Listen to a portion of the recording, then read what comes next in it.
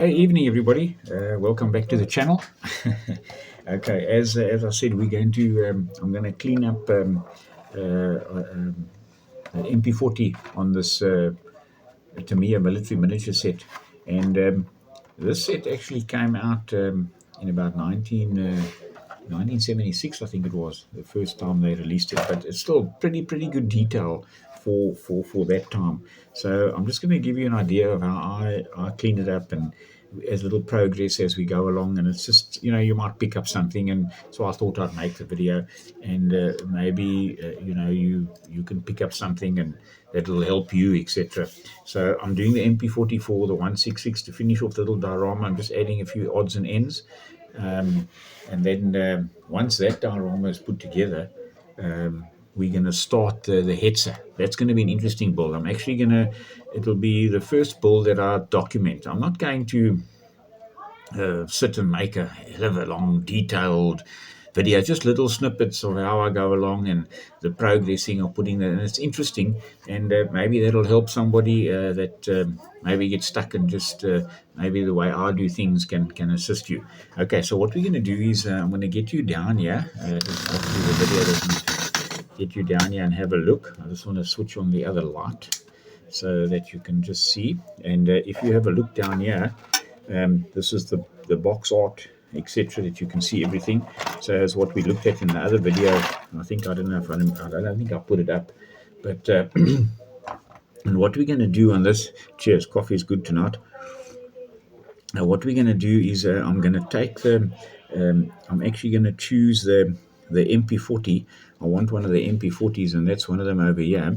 So I'm going to earmark one of them. This one looks better. This one's magazine looks a little bit bent. That one looks straight. So what we're going to do, what I like to do, is always have a nice clean cut. And I bought myself one of these. I think they from a lady's nail bar. They actually work quite well. And this was my old one that I got. Jeez, this thing must be about must be close to, if not 35 years. But this is now buggered. I just keep this as an antique piece, and that serves me well. So I've got one of these, and they're actually quite nice. My wife got me this, and it actually makes a nice clean cut. You can buy fancy Tamiya ones and all these other brand makes, but I mean, for me, this works fine. So what I do is I try and get as clean a cut as possible, as close as possible to the edge. Just wait, I just want to put on my on my opti lenses, because otherwise my eyesight's a little bit. So just bear with me a second, so I can see what's going on. I'm sure you guys can. Let me just tilt the video up a little bit there, so you can sort of see what's going on. Just bear with me. That's it, like that. Okay, that should be all right. Hopefully you're getting it. So I try and get in here as close as possible, and don't make a fast and hard cut. Just do it as gently as possible. You don't want to get it. That's it. You see, it's quite firm plastic, this, and so you don't want to destroy too much of the actual detail. If we can get a bit of light on it, and if you see, the detail is pretty nice. It's got actually quite fantastic detail. You can see where the stock and everything is folded in. Now that we're going to clean up, even that little edge off there, we're going to clean up. We must clean all that, and then you'll see it's got a ridge line here. We'll slowly clean that up off there, like that. So I'm not going to bore you with the actual cleaning process, but that I'm going to take off. If you can look carefully, if the camera is focusing, there's a little nipple there where we've cut it off. All the edge, that seam you must take off, and then there are certain ones you don't take off, like around the handle, because the handle had a backlight cover on either side. So this was all metal. Some of them came with a backlight holder, some didn't, and then a lot of them, the stock, not the stock, where the breech is, that was all backlight. The trigger guard was metal, and that was so it's two different colors actually. So you can actually, if you sit carefully, you can actually clean this up very nicely. So there's quite a bit of detail here. So I'm quite liking this. So that's what we're going to do. And what I do to clean it up with, I'll show you what I do.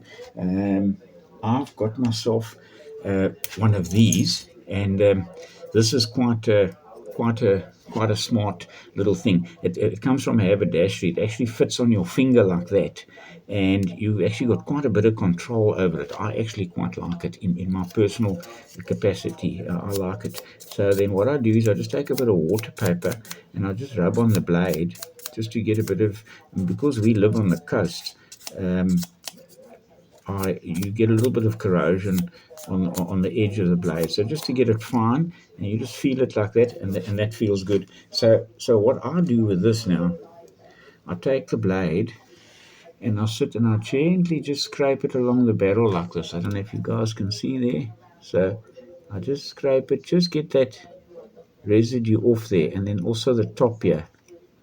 You sit like this and you just gently do it. You don't rush it. And then what I do is I'll take a little bit of water paper and just dip it and just rub it gently on there. That's polishing paper that I get. It's automotive, the fine. It's about a 2000 grit. Now be careful when you clean it. You don't want to clean that little bump off there, because that was at the part that was part of the sling holder at the bottom there. And of course that's the sight on the top there. So you want to keep all that detail as much as you can.